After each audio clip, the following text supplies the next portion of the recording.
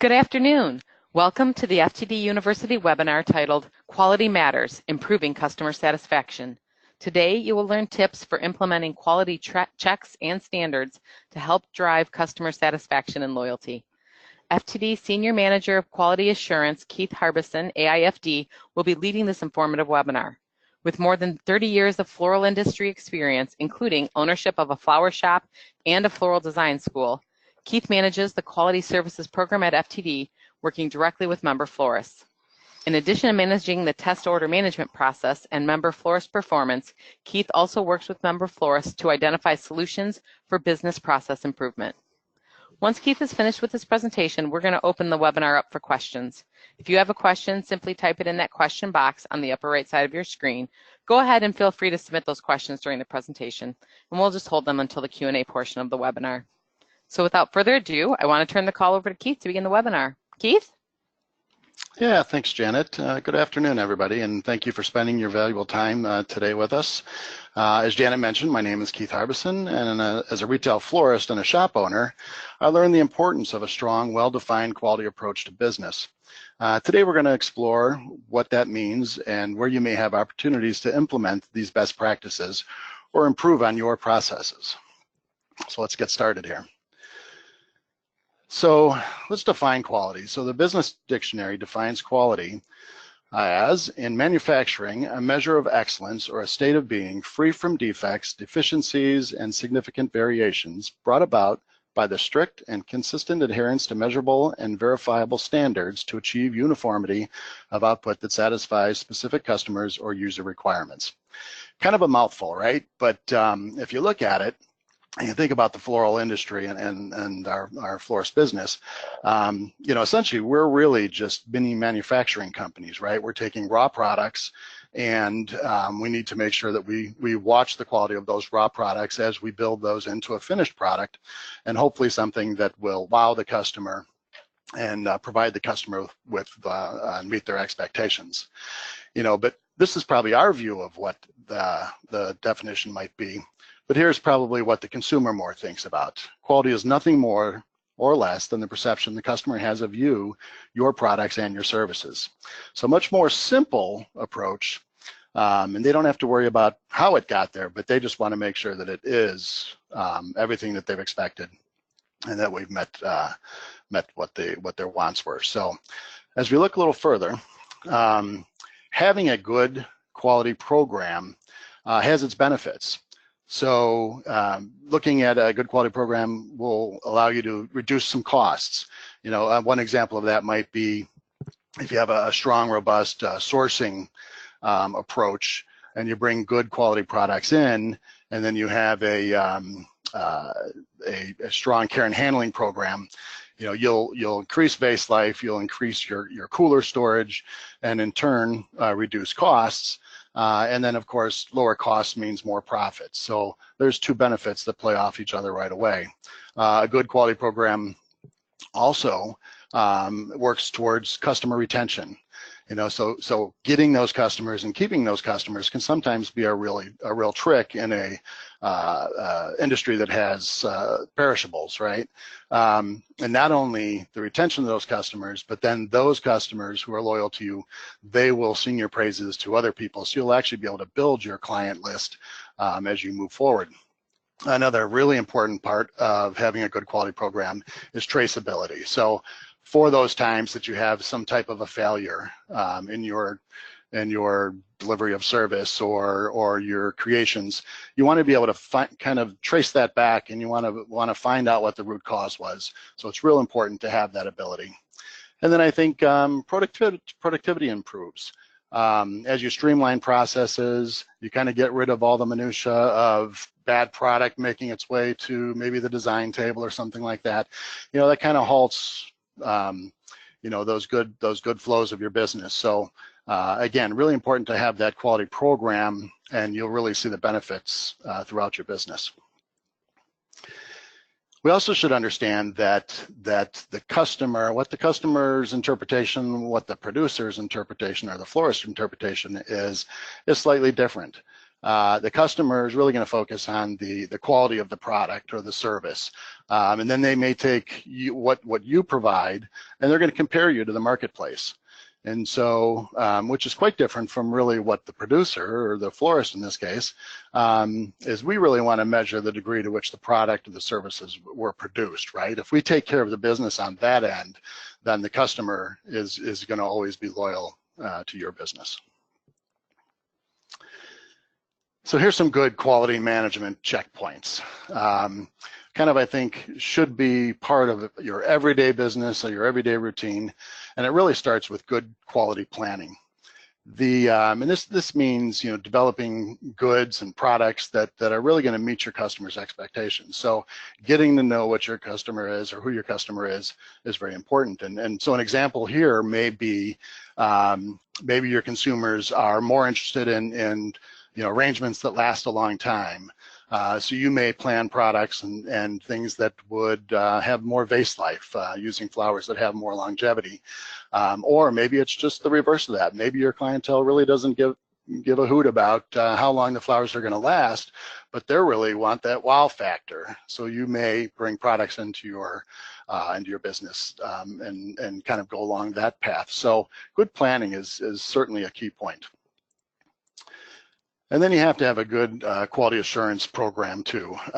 This could be one person in different parts of the business. It could be a team. But what the quality assurance folks do is they're going to monitor the production and they're going to look at the parts that are going to be used, right? So in our case, of course, it's the flowers and it's the containers and it's all the parts and pieces that go into the finished product.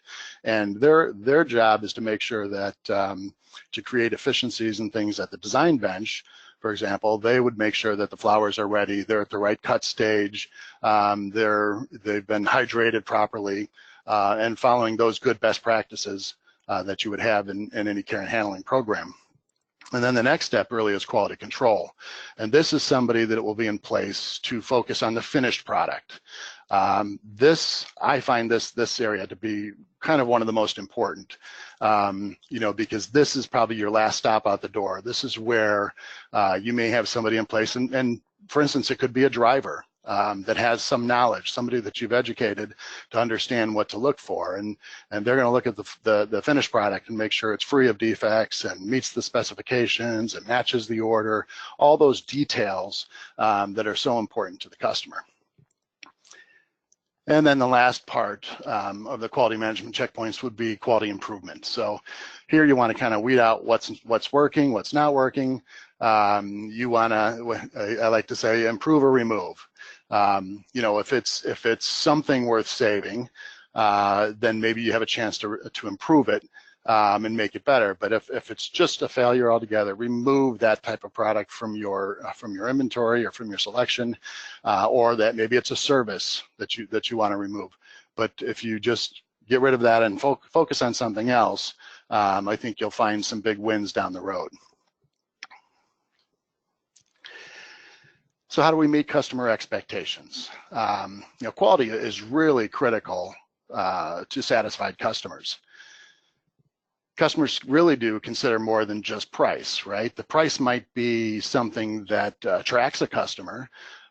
So maybe a lower priced item would be something to get a customer in the door and kind of bring them a little closer to you.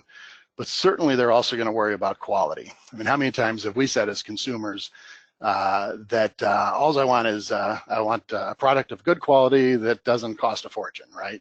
You know, you hear that quite often. So it's not everybody, but certainly those two things go hand in hand, and it's really important to make sure that that you're aware of that. And then I would say establish your reputation. I think your reputation is really, it should mean everything to you. It can take a long time to really establish a reputation, the reputation that you want. And I think that's something that probably never ends, and you keep building on it and building on it and building on it. It may take years. And then, you know, conversely, you can ruin that reputation in much shorter span of time. So it's really important to protect that reputation, build it, and sustain it. And then another way is to meet or exceed industry standards. You may ask yourself, well, what are the industry standards that I'm trying to meet? And maybe in your case, I think a good place to start would be with your market area. Who are your competitors? Find out what they're doing. Find out maybe what services or products that they provide, and go out and beat them. Go out and exceed what they're doing, and then once you've done that, move on. Find florists in other towns or other states and network, and find out what they're doing, and take the good and beat that and improve on that. And I think that always works really well. And then you can even look outside of our industry. Look for other businesses that are best in class, and find out what they're doing right. What makes them best in class, and how do I translate that to the florist industry and to my business more specifically. Let's define quality. You're probably saying to yourself right now that I thought we did that on slide 2, and we did. We had a definition for quality, but what I really want to do here on this slide is I want to define quality as it relates to your business. So, how am I going to implement something? What steps do I need to do? What's important, when you take that step to have a good quality program? And the first thing I think that you need to do is make sure that you're crystal clear with your team. You have to, and you should, document and have processes and SOPs, to make it very clear what's expected from your team and how you want them to act or react in certain situations. And establish these guidelines and align them with your core values. What's your vision? What's your mission? Who do you want to be as a florist? And use those as guideposts to drive those processes and establish who you are. Because surely enough, the lack of guidelines will allow for interpretation.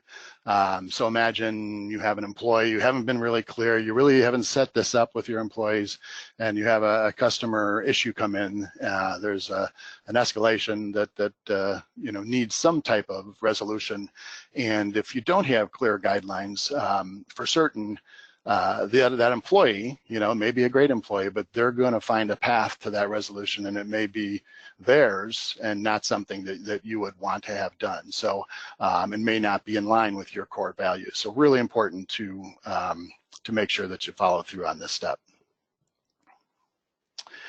And then planning is also important, and collecting and analyzing data, and this doesn't have to be difficult. What you really want to do and focus on is customer feedback.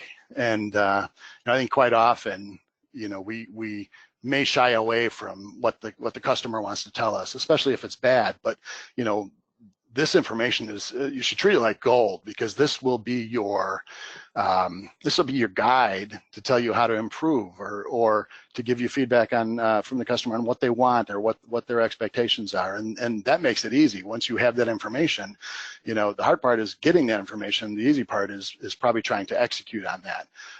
So embrace it, and and use it to your best advantage, because it is important. You can get this feedback and this information maybe through surveys. There's a lot of different tools that you can use in different programs. Doesn't have to be anything fancy, but any type of customer feedback through surveys is great. Or if you want that one-on-one connection, and this was probably the way I liked to go, is to have those follow-up calls with the sender. Can you imagine the feeling the sender will get if you call the customer up and say, hey, how was my front office experience for you? Was that order experience good, and did the rest of the delivery go good? Did you were you satisfied? I think they would be really surprised if you made that phone call. And even better yet, how about the recipient? Here is quite possibly a customer that you could hope to bring in to your client list, And if you picked up the phone a couple days after delivery and gave them a call and said, how's the arrangement, or how's the plant? Is it doing well? Do you have any questions? Here's maybe an opportunity to provide some care and handling tips to them. And really kind of get their feedback. Yes, of course, every once in a while you may end up getting kind of a bad response and something you might not like, but it also gives you an opportunity to correct it that you wouldn't have if you didn't make that step. So I think that's kind of a nice approach when time allows to do that. And then by all means, share those results with your team. Make sure they understand what the customer is saying. Don't kind of keep this in and just drive the bus yourself. That's for owners and managers. Let the team share in that information and kind of work together to improve. So other planning you might want to do is invest in capacity. If you don't take that step to make sure that you can handle any business at any time, you'll never over deliver. If you're stretched too thin, you'll basically just maybe meet the expectations of the customer, and you'll never have that chance to really wow somebody or to go above and beyond, because you're just using enough resources to get by on a daily basis.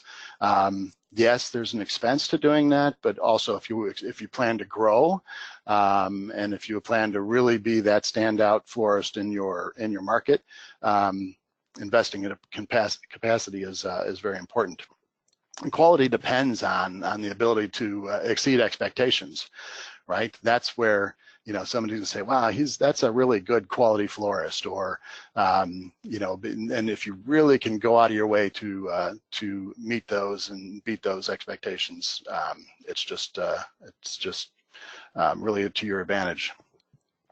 And then plan in anticipation of revenue. So what I mean here is to, make sure that you put the infrastructure in place to be able to absorb that extra business that you might have. Don't react to it, but plan for it. Whether it's an everyday business or certainly at the holidays, we all ramp up and plan for the holidays. You should do that in your everyday business as well. It'll really pay dividends, I believe, in the end. And what you don't want to ever do is you don't want to turn away a customer. You don't want to have somebody come in looking for something. Maybe it's later in the day, and you let your driver go, or there's just he's already out on a run. He's not going to be able to do it, because what's going to happen with that customer? That customer is going to turn around and go to your competition, and you may never have the opportunity to try to service that person again. So it's really important to try to seize the moment when you have that opportunity. And by all means, and probably even worse, you don't want to disappoint customers that you already have in your client. Your client base. Really hard to replace those customers, so retention is so important. And I think making sure that you plan for the future is really important. So how do I build a team? When you can, and I know there's a lot of struggles out there sometimes trying to find help in this industry, but when you can, try to find somebody that you can kind of start from the ground up. I know I started as a driver when I was 16 in this industry, and ended up becoming a floral designer. Certainly there were steps in between, and then a manager, and then an owner, and a teacher. So anytime that you can take the opportunity to find somebody to promote within and bring up through the ranks is really important. Plus you get that ability to then develop that talent using your core values, right? We talked about that a few slides ago and how important that was. And if you can instill that in that employee through every step of the way, it's going to be very helpful and again, quite advantageous. And then maybe these best performers that you have, this talent that you've developed, create some type of a mentoring program where they kind of have some skin in the game, and they're working to kind of share your vision with other employees that are kind of coming up through the ranks and through the system. And then certainly all of this will help to reduce turnover while you build that talented team that you're looking for. And then don't forget to celebrate the victories. Share with everyone from the top down the good things that happen. if a bride sends in a note from a wedding, she's so pleased, and it was a team effort to put it all together, and it always is a team effort. Make sure that everybody shares in that victory, and it's not something that you hold close to the vest. It really does create excitement, and gives everybody a little bit of skin in the game. And then, I always say to reward positive behavior as well. This doesn't mean that you have to have a prize or something like that, or some type of a bonus, but many times just even a pat on the back and a thank you and those types of things really go a long way to make sure that your team really knows that you care about them and that you appreciate their efforts, and look forward to the next endeavor, and don't harp on all the bad things. Certainly that doesn't drive excitement in the team, and it really will just kind of pull everybody down. If that's all you hear every day, it's certainly not going to excite anybody. And then one of my favorites is to make sure that you include all your employees in your brainstorming sessions and your improvements and solutions. You may be really shocked or surprised, even what a driver might bring to a design process or vice versa. It's always good to have a fresh set of eyes on different tasks that may be struggling a little bit, that you may have had to that you've had some failures in that you want to improve on, and involving the whole team, again, gives them skin in the game, and I just think keeps everybody involved.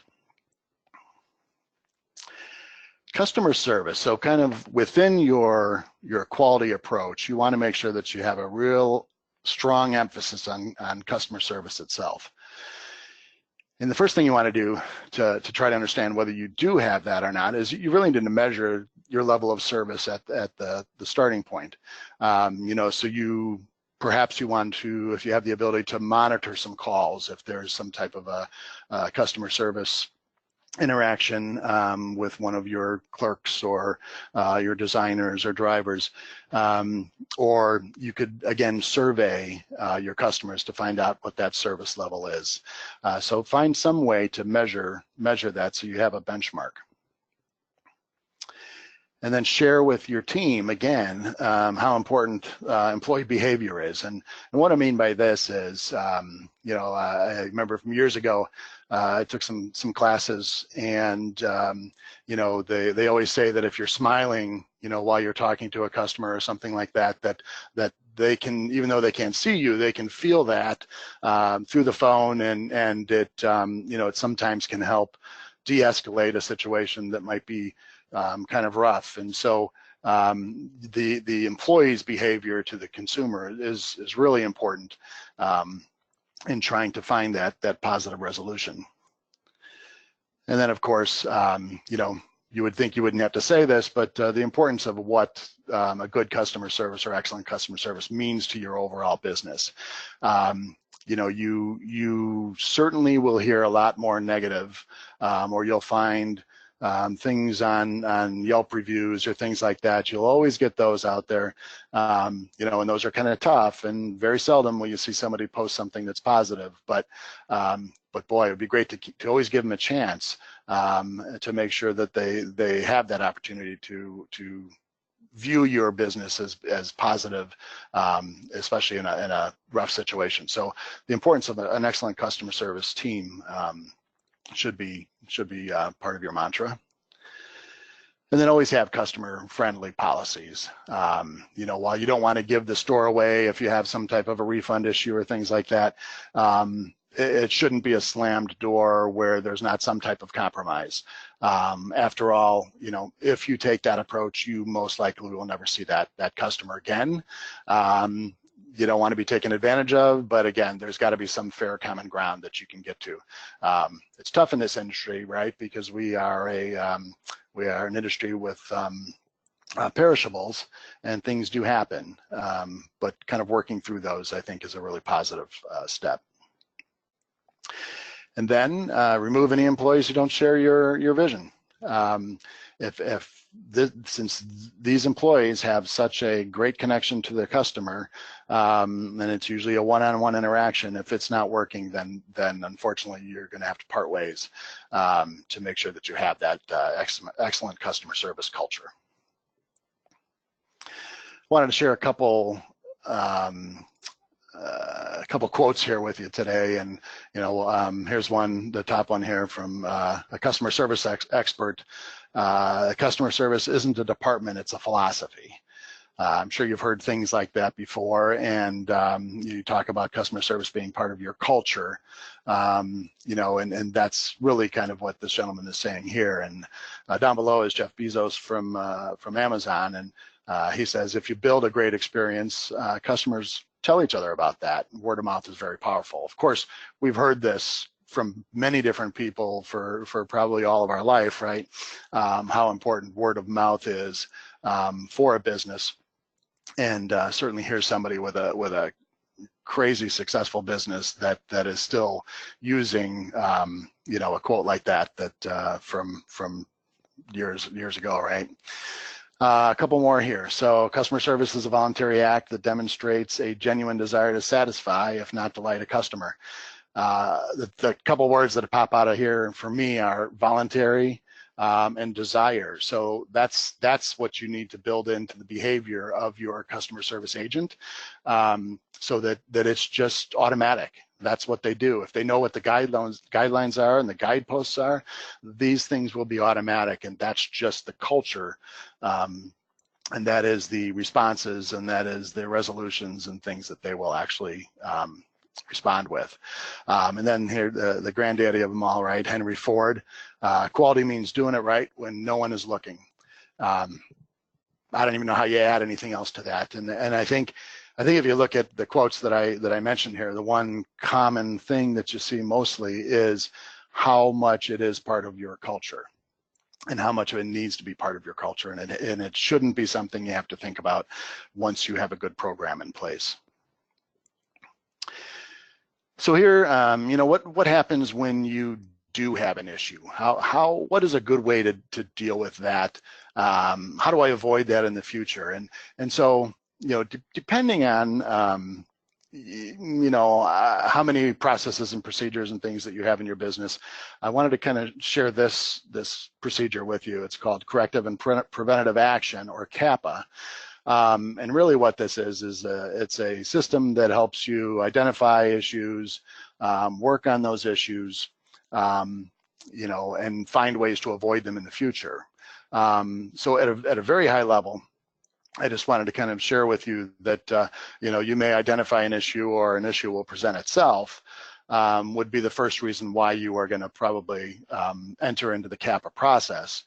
And then what you're going to end up doing is a full root cause analysis on what the issue was, especially if this is something that you see as a repeated issue happening at your store. And it could be non-deliveries, it could be time deliveries, or it could be flowers that aren't lasting as long as they should last, right? So to chase those back, we talked about traceability. To chase those back, this is the part of the process that you're going to use.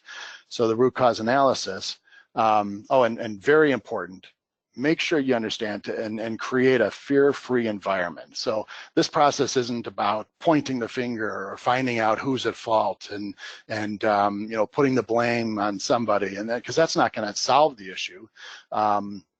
And it's really not going to help anybody there. In fact, the people that you really want to kind of help you do the root cause analysis and the next step of this process are the people who are involved in the failure, because they're the ones that have the best insight to it, and perhaps they even have the answer for you. So, anyway, create a fear-free environment. Collect information. So, and you can collect that from anywhere in the process of what went wrong, and you got to ask a lot of questions. And it's just not going out and asking a bunch of people a bunch of questions. Sometimes ask yourself questions. And usually what ends up happening is when you answer that question, it usually leads to another question, which leads to another question. And that's how you really get to a good root cause and really deep to the issue to find out what the initial root cause was, not maybe some of the ancillary issues that came from that. And then the next step is to, do a preventative action plan. And again, the person who probably should be writing this is the person who is most connected to the failure. So they're going to come up with an appropriate course of action. You'll work with them and approve the plan. You'll implement the plan, and then you will measure the effectiveness of the plan. Hopefully at that point, you will have corrected any issues that you have, and you can move forward from there. There are times that maybe it corrected part of the issue, which means you probably just didn't get completely to the root cause, and you can go back and trace your steps and find that. Again, this is a very high level to this process. And it probably still sounds like a lot of steps, but it doesn't have to be that difficult. It can be something that will kind of come together pretty quickly once you get used to it.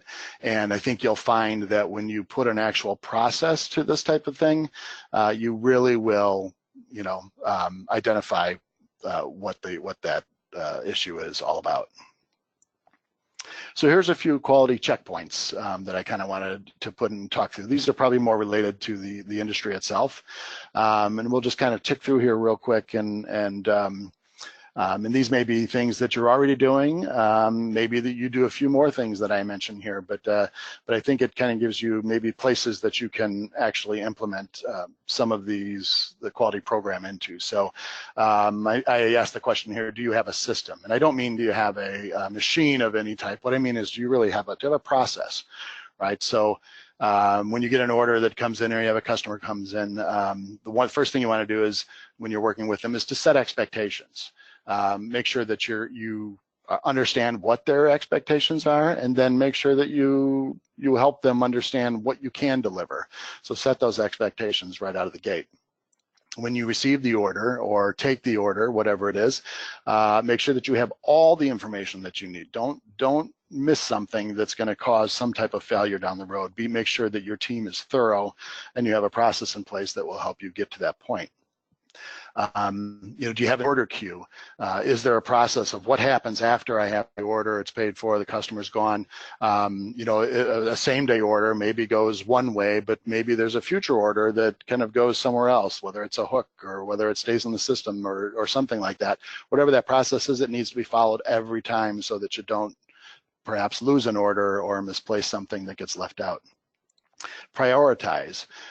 This could be just things like time deliveries. So if I have a time delivery, maybe I need to move that up on the design bench. Don't bury it underneath something. Or prioritize could be you have a holiday coming up, and it's 2 weeks before the holiday. You have 24 of a certain item, and you start to get orders in. And prioritize those customers that have ordered early to make sure they get the product that they wanted, so you don't accidentally run out at the end, and all of a sudden you have a customer who ordered 2 weeks ago, and you're going to disappoint them and say you don't have that product, which really is hard to explain and doesn't make sense. And then communicate amongst the teams, right? Make sure that the front end knows what the design area is doing and knows what the delivery area is doing. As well. So communication is really key. And then maybe you find somebody who is actually kind of in charge of overseeing how this area works. And then when we get more to the design area, I kind of break that down into accuracy and quality. So the accuracy side is, did you deliver what I promised? Was the design shape and the style accurate to the design specs? Did I use the right flower varieties? Am I making any changes? Substitutions are certainly part of our business, but am I making changes that where the customer won't recognize what they ordered? Color is always king. If there's one thing that the customer is going to remember, it's what color they ordered or what color harmony they ordered. Super important to make sure that we're watching that. scale, size. Does the arrangement match the specs of the recipe, or is it appropriate for the space that it's going to be used in? So, think those things through, or make sure you're watching for that. And then there's the other simple details of an order, like the message card. Most cases, this is a gift. So, is the message card professional? Is it either typed or handwritten, or, and if it is it a nice presentation? And then certainly all those extra pieces that go with the order, the add-ons, the chocolate, the balloons, the stuffed animals, things like that, or any other add-ons you might offer in your business. So, have somebody who's aware of what these are, and make sure that all of these pieces and details are there for every order, not just every other order or just an occasional thing. If you really follow these steps and have a process on every order, I think you'll find success. So the other part of design, I think, is quality. And this is more when we're looking at the components or the elements of the design. So where the flowers that you're using, was the care and handling for them good? Are they properly hydrated? Are they properly hydrated? Am I using the right cut stage? Things like that. Are there any broken petals, broken stems, bent necks, anything like that? Botrytis. Really make sure that you're putting forth quality product. And shrink is tough, but you're better off eating it than you are actually giving it to a customer, because customers are smart. They'll remember, they'll find it, and they'll either be disappointed and never return, or they'll let you know about it. The mechanics, do you have a good foundation? Is it being built correctly? And at the end here, is it a professional design? So, somebody should be watching this to make sure that this is probably more quality control than quality assurance. But you should have that quality control person somewhere in your store to make sure that this happens, and that it's accurate and it's in place. A lot of times I'll even use a driver, if you've had a driver that's been around long enough, to make sure, maybe more on the accuracy side, to make sure all the components and elements and add-ons and the card and the arrangement matches the order, all those things, because they're kind of your last defense before that arrangement gets processed and packaged and sent out the door. The last quality checkpoint I have here is really delivery, and sometimes that last mile is really the hardest one to execute, because there's so many variables. But hey, did I deliver the promise? If I use packaging in my store, is it done correctly? Is it match kind of the vision I have for my store? Check the address and things before you leave the location, because it's even harder to do while you're on the road, to make sure that you have all that information correct. And then routing. I'm surprised sometimes when I talk to florists how routing really isn't a key process for them. But this is someplace where you can actually save money by being smart about the order, the way you take flowers and the order you take them in, and maybe the time of the day dictates sometimes what roads you might use, things like that. So all of those parts are very important in your routing process. And and time, of course, falls into that as well. Do I have a time delivery? I think one of the worst things we can do is miss a funeral. And maybe we overpromised and we couldn't get there, but situations like that, you want to make sure that you always hit those times. And the other thing that I always looked at too is if I had a delivery for the occasion was for a birthday or for an anniversary or something like that, where it's time sensitive to that day, I always did my best to get those items out early in the day. It just made so much more sense to have the recipient have those flowers and enjoy them for the day. Let's face it, if you do that late in the day, in the evening, the birthday's over and it really isn't that important at that point, in my opinion. Appearance. And what I mean here is the appearance really of your staff, of your driver. In many cases, they are the only connection you might have to the recipient. They may be the only person that they see, and they should be a good representation of your business. Same thing with delivery vehicles, things like that. You know, and a customer may see that and remember and say, wow, this looks like a pretty slick operation. I'm going to call them up next time I need to send some flowers. You know, and you can really leverage that. And then communication. You know, in this world, certainly the sender is always expecting now to be told when that package arrived. And so if you have that capability, and it's really required, I think, by many wire services, but if you have that capability, make sure you use it. Make sure you let the sender know. Instead of them trying to find you or them thinking that it wasn't delivered, you know, let them know that it has been delivered. And if by chance the delivery wasn't successful, make sure you communicate with both with the sender and with the recipient to let them know that you have something for them, and then of course to the sender to make sure that it hasn't gone out yet, or it's gone out, it's been attempted, but it's going to go back out. So it sounds simple, but I can tell you from my vantage point, I can often see failure. Quite often failures come in kind of that last area, and the communication and the routing, I think are so very important. So I'm going to leave you with one last quote. And quality is not an act; it is a habit. This is by Aristotle, and I think you'll really, if you, again, I'll mention it one more time. If you look at all the quotes that I put out here today, it's kind of just showing that quality is really something that's built into your culture. It's something that you develop and you nurture, and it just really becomes part of you and part of your business. You know, after a while, it's like you're really not even trying hard to do it. It just happens. So hopefully today I provided some insight to what I think is a good quality approach. And if you have any questions, I'd be happy to answer them. Awesome, Keith. Thanks so much for sharing a lot of great information with us.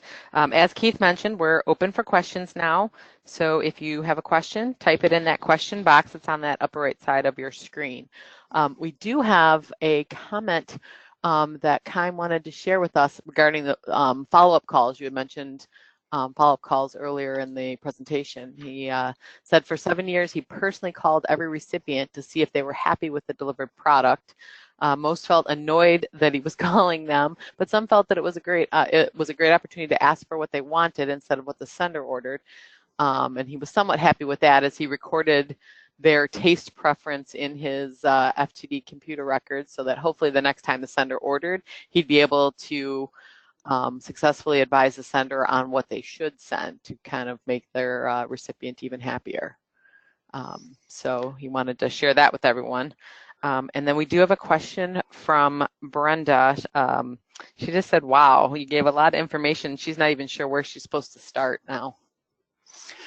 I think, Brenda, what I would say is that, and kind of, first of all, I want to kind of comment on your remarks, and I think I applaud you for doing what you did, and I think it's interesting that some people might have found that to be a little bit of a nuisance, but I can imagine that you probably got some great feedback from that, whether positive or negative. So again, I think that's fantastic. But for Brenda, I think what I probably would do is, you know, the first thing you have to do is really establish that culture into your business. So I think you're going to first want to define quality as it relates to your business. So think about your core values and your vision, your mission, and make sure that your team is on board with that. And then I would say the very next step would be to think about the quality planning, the quality assurance, the quality control, and the quality improvement. You know, kind of at a high level, just start finding places to insert those people. You know, and it may not be perfect to start with, but I think down the road you'll get more comfortable with it, and then you can really start looking at all of the different checklists and find out, hey, am I doing this? Am I doing this? And you know, and eventually you'll find yourself maybe doing some root cause analysis to really find out how to improve. Awesome, great, thank you. As a reminder, don't forget to type your question in if you've got a question in that box, and we will move on to the next one. Jason was wondering, where would he find more information about that CAPA process that you had mentioned? Yeah, great question. And there is a ton of information out there for that. You know, I think there's plenty of books that are written by some of your quality experts, and there's a lot of information on the internet as well. I don't have anything specific to guide you to because there are so many. But you'll find on the internet, you'll find maybe templates to use for your CAPA process on there, and but I'd pick up a book first and just kind of read through it and really kind of dive into the process a little bit more, because as I said, I kind of really gave you a real high level approach to it, and you can certainly start from there and build on it.